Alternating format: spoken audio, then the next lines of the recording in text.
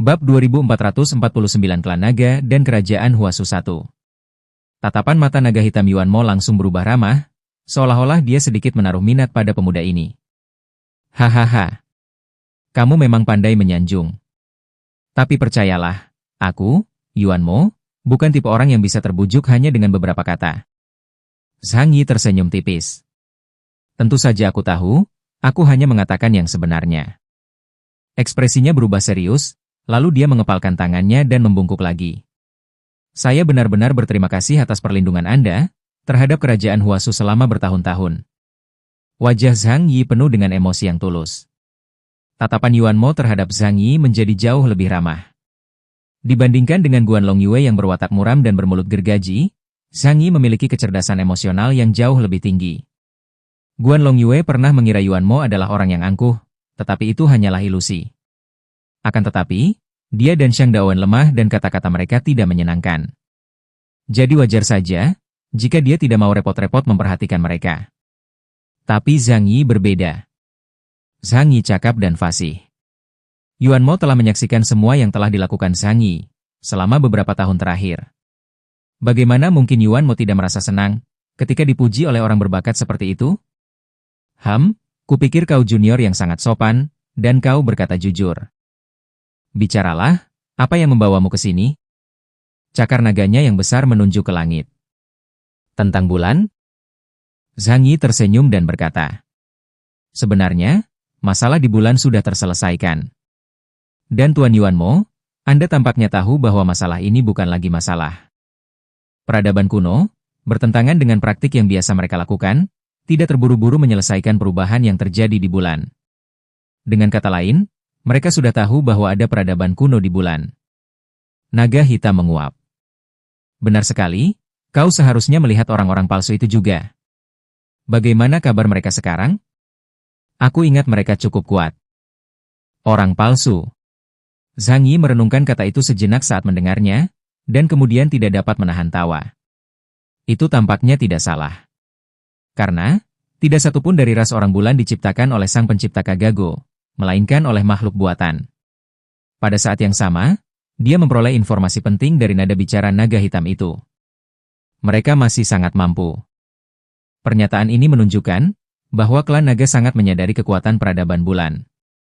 Apakah itu mengonfirmasi bahwa kekuatan ras naga sama sekali tidak kalah dengan kekuatan ras bulan, dan mungkin lebih kuat?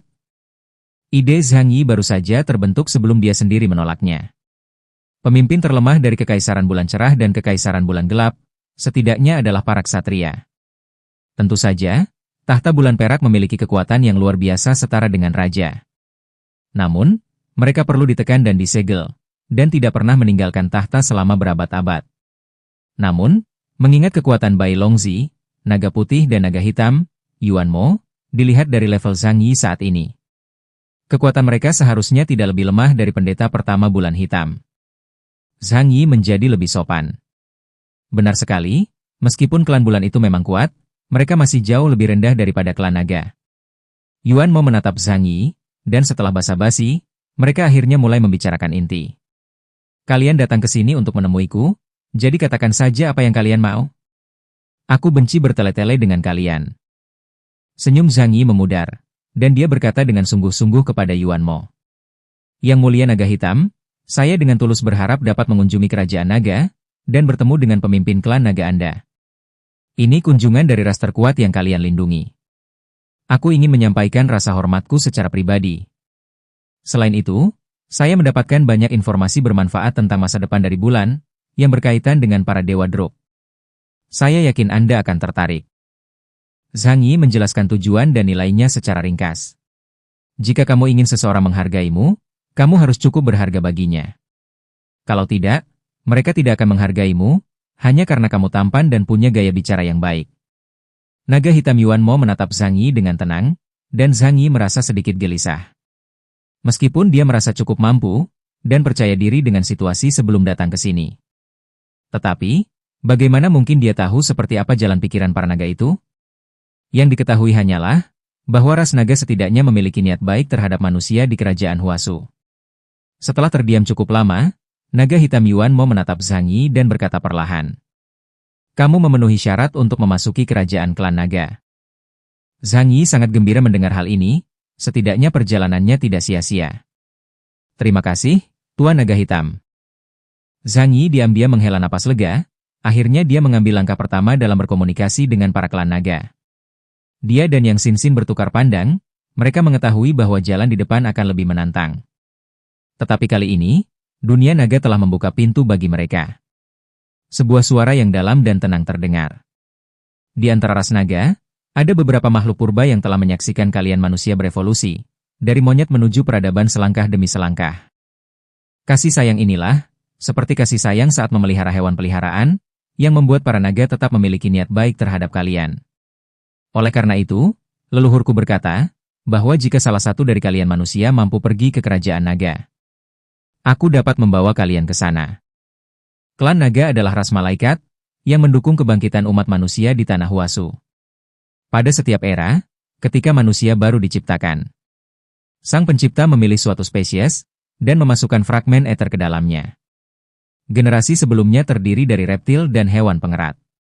Pada era itu, yang dikenal hanyalah kera dan beberapa jenis ikan, yang kemudian menyebabkan munculnya manusia modern dan manusia ikan laut dalam. Selama masa pertumbuhan manusia generasi baru, mereka akan didukung dan diasuh oleh spesies manusia generasi sebelumnya. Itulah sebabnya orang-orang Huasu selalu mengklaim sebagai keturunan para naga, tetapi mereka tampak sangatlah berbeda. Terima kasih, Tuan Naga Hitam. Zhang Yi mengungkapkan rasa terima kasihnya sekali lagi. Mereka tidak perlu melakukan persiapan khusus.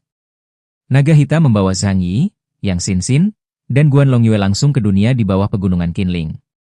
Hei nak, kecepatan terbangmu terlalu lambat. Gunakan kemampuanmu untuk bergerak. Naga Hitam berbicara langsung kepada Zhang Yi.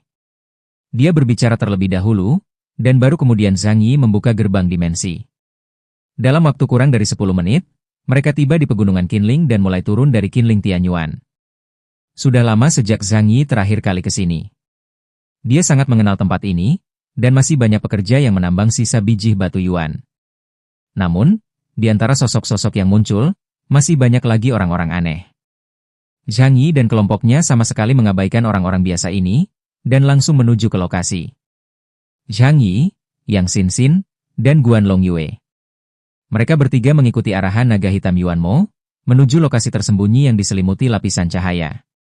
Saat mereka menjelajah lebih dalam, sensasi distorsi spasial yang kuat menyelimuti tubuh mereka. Jantung Zhang Yi berdebar kencang, dia menyadari bahwa ini bukanlah dunia bawah tanah biasa, melainkan dimensi alternatif yang ditata dengan cermat dan dijaga sangat ketat. Sebagai pengguna kemampuan spasial tingkat atas, dia sangat akrab dengan fluktuasi spasial. Dengan kata lain, seluruh ras naga sebenarnya berada di dunia bawah tanah. Tempat dalam suatu simpul spasial tertentu, dalam dimensi berbeda yang telah diciptakan. Daripada sekadar mengukir gua-gua di dunia bawah tanah, seperti Kekaisaran Wuluan atau Kerajaan Nash. Bab 2450 Klan Naga dan Kerajaan Huasu II. Apakah ini wilayah naga?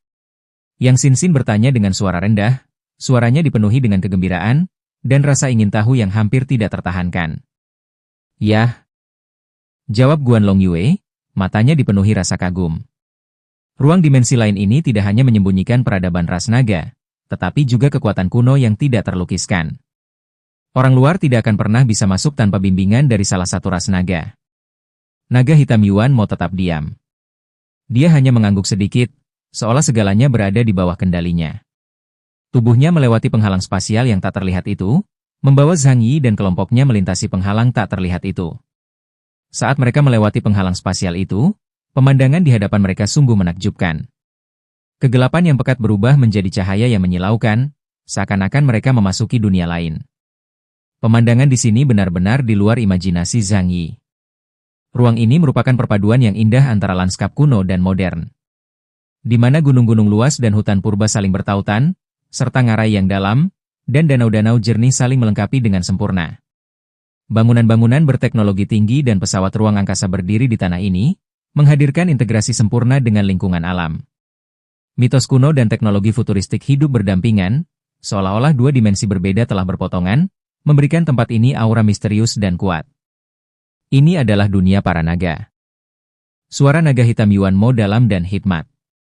sebuah dunia yang melampaui ruang dan waktu. Hanya dengan di bawah bimbingan klan naga, makhluk dari dunia luar dapat menginjakan kaki di tempat ini. Zhang Yi menatap dunia ini dengan saksama, hatinya dipenuhi rasa kagum yang dalam. Dia belum pernah melihat pemandangan semegah ini sebelumnya. Semua yang ada di hadapannya, seakan dapat menghancurkan pemahamannya tentang dunia. Ini bukanlah sekadar peradaban kuno yang jauh, tetapi lebih seperti keberadaan yang menentang aturan alam semesta, di tepi waktu. Tempat ini sungguh menakjubkan.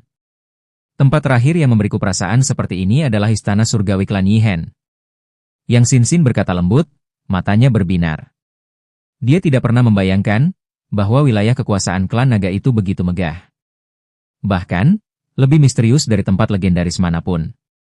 Tempat ini sungguh luar biasa. Zhang Yi mendesah, tatapannya mengikuti arahan naga hitam, ke gedung-gedung tinggi di kejauhan. Tampaknya ada kebijaksanaan dan kekuatan tak berujung yang tersembunyi di sana, seolah-olah setiap batu bata mengandung rahasia tak berujung. Saat mereka terus maju, ruang di hadapan mereka tiba-tiba mulai terdistorsi secara aneh, dan di tengah tumpang tindih cahaya dan bayangan. Sesosok tiba-tiba muncul dari kehampaan. Pria itu mengenakan jubah putih. Tingginya hanya sekitar 160 cm, dengan mata yang dalam, dan rambut perak panjang yang mencapai mata kakinya yang telanjang, bagaikan cahaya bulan keperakan yang menyinari danau. Ekspresinya dingin dan acuh tak acuh. Orang itu adalah kenalan lama. Bai Longzi, naga putih.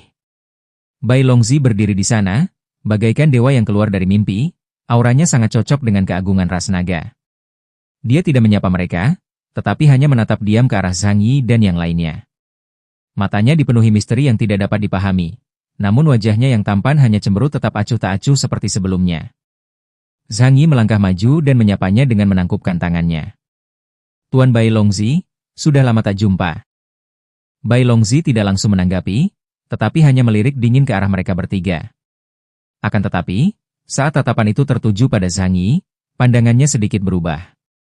Manusia ini tumbuh begitu cepat? Bai Longzi agak terkejut. Terakhir kali dia melihat Zhang Yi hanyalah makhluk biasa dengan indeks kemampuan 15.000 poin. Tapi sekarang, matanya berkedip sesaat, tetapi dia cepat-cepat menyembunyikannya. Nenek moyang kami tahu, kalian akan datang. Dia berbicara perlahan, suaranya seolah berasal dari zaman kuno. Biarkan aku mengantarkan kalian. Zhang Yi sedikit terkejut. Ternyata para leluhur klan naga sudah mengetahui kedatangan mereka. Itu berarti para naga telah mengetahui nasib mereka dan kedatangannya. Zhang Yi merasa ini bukan sekedar pertemuan biasa, tetapi pertemuan takdir. Silakan tunjukkan jalannya, Tuan. Zhang Yi mengangguk sebagai jawaban. Dia tidak berkata apa-apa lagi. Lagi pula, ketika berhadapan dengan makhluk kuno dengan peradaban yang lebih tinggi, dan kemampuan prekognisi yang tampaknya lebih kuat, kata-kata tambahan apapun terasa hambar dan tak berdaya. Lagi pula, bahkan orang-orang seperti Gao Changkong dan Indra dapat memprediksi masa depan. Sulit membayangkan tingkat kemampuan manipulasi waktu yang dapat dicapai pengguna dalam peradaban maju yang legendaris. Bai Longzi mengangguk sedikit, berbalik dan memimpin jalan, diikuti Zhang Yi dan Yang Xin dari dekat. Sementara Guan Longyue diam-diam tetap di sisi mereka. Mereka berempat melintasi hutan dan pegunungan, menjelajah ke wilayah naga yang lebih dalam. Setiap kali Zhang Yi melangkah, dia merasakan kekuatan misterius yang tak berujung, seakan-akan setiap inci tanah ini dipenuhi aura kuno. Setelah melintasi jalan yang berliku-liku, mereka akhirnya tiba di tengah-tengah pegunungan yang megah. Di sana berdiri puncak gunung megah yang menjulang hingga ke awan, dan puncaknya tidak terlihat. Di puncak gunung, terdapat banyak bangunan besar menyerupai istana, dengan bentuk aneh yang menyerupai arsitektur kuno dari kerajaan Huasu, tetapi jelas lebih maju secara teknologi. Bangunan itu megah, dengan ukiran kuno menghiasi setiap inci dinding, memancarkan cahaya misterius. Mereka tampaknya mencakup jutaan tahun sejarah, mengukir legenda dan kejayaan ras naga. Ini adalah Gunung Suci Ras Naga. Bai Longzi berdiri di kaki gunung yang jauh, suaranya dalam dan bermartabat. Di sini, kau akan bertemu dengan ketua klan naga. Zhang Yi dapat merasakan hawa dingin menjalar di tulang punggungnya. Dia menyadari bahwa makna sebenarnya dari perjalanan ini telah dimulai. Menghadapi kepala klan naga, itu bukanlah sekadar kesempatan untuk bertemu dengannya. Tetapi, sebuah pilihan yang akan menentukan nasib masa depan mereka. Kelompok itu berhenti menggunakan kemampuan mereka, dan malah bergerak maju dengan langkah mantap. Gunung suci yang sangat besar di depan itu, lebih tinggi dari pegunungan manapun di bumi. Puncak gunung diselimuti kabut putih tebal, seolah-olah batas antara langit dan bumi telah kabur oleh kabut tersebut. Lingkungan di sekitarnya sangat sunyi. Satu-satunya suara adalah desiran angin lembut yang melewati pegunungan itu. Saat mereka melanjutkan perjalanan, Zhang Yi merasakan udara menjadi semakin segar, seolah-olah setiap napas dipenuhi dengan kekuatan alam murni. Pegunungan itu perlahan menjadi lebih curam, dan akhirnya mereka sampai di sebuah pintu masuk gua yang besar.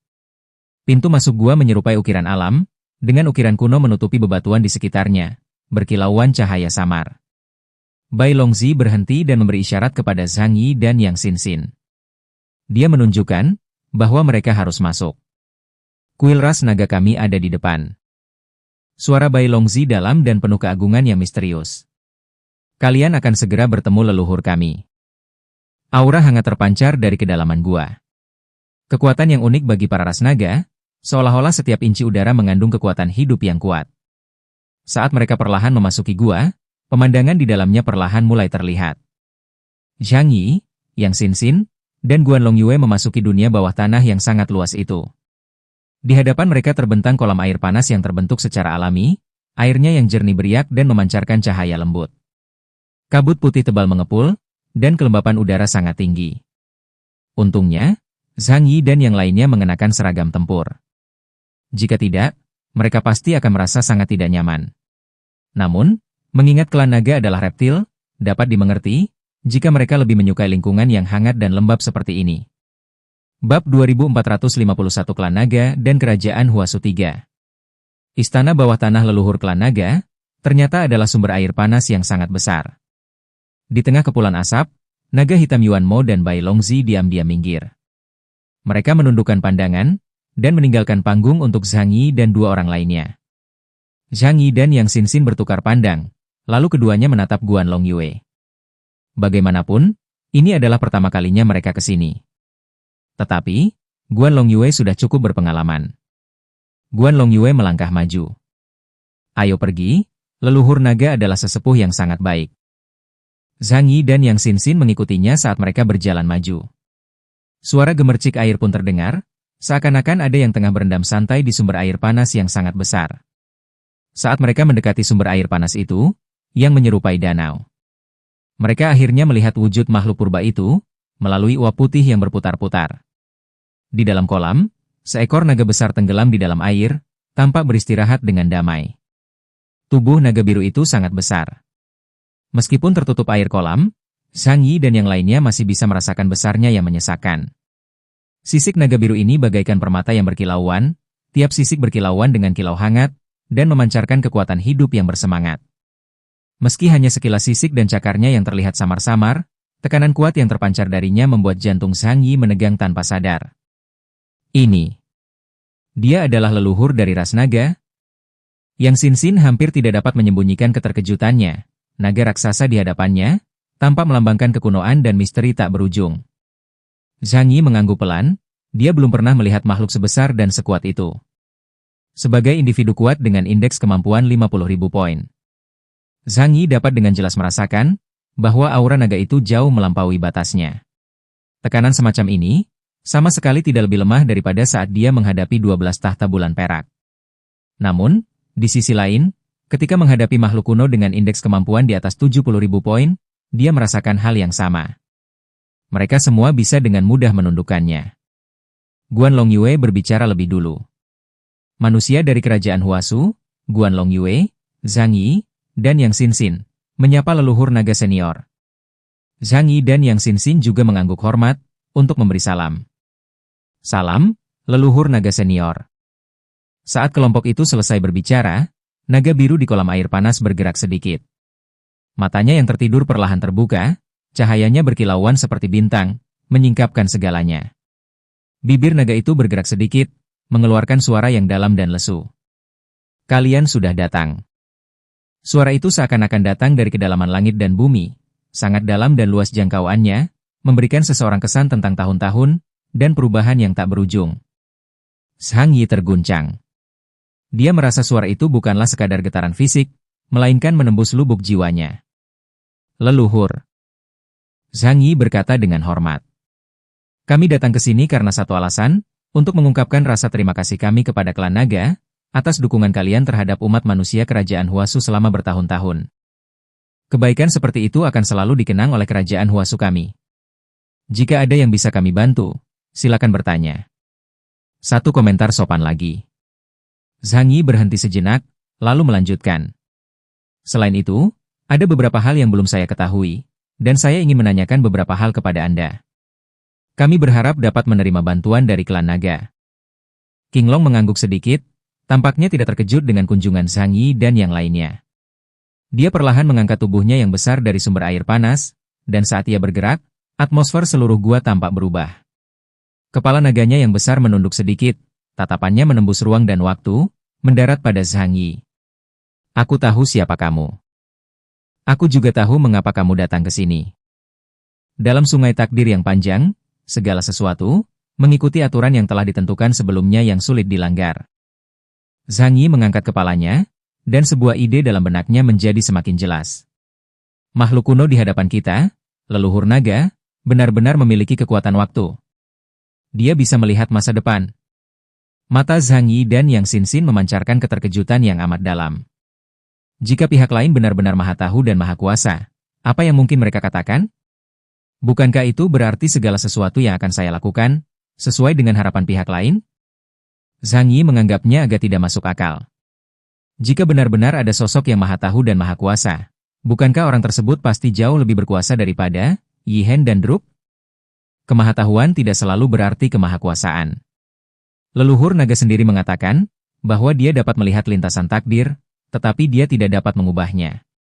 Sementara ketiganya tetap diam, naga tua itu, yang tidak tampak tua tetapi berukuran sangat besar, berbicara perlahan. Berhentilah memanggilku leluhur terus-menerus. Kalian bukan anggota klan naga. Kalian bisa memanggilku dengan namaku. Namaku, Fuxi. Dua kata itu menghantam lubuk hati ketiga orang itu bagai palu yang berat. Zhang Yi tiba-tiba mengangkat kepalanya, pupil matanya mengerut tajam, dan dia bahkan merasakan telinga berdenging. Kalau tidak, bagaimana mungkin dia mendengar kalimat absurd seperti itu? Fuxi?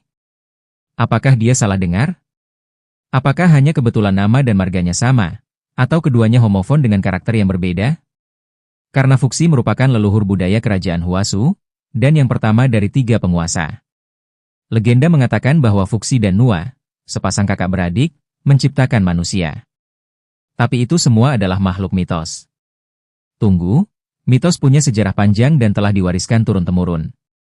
Karena mitos masih diwariskan hingga saat ini, pasti ada asal-usulnya.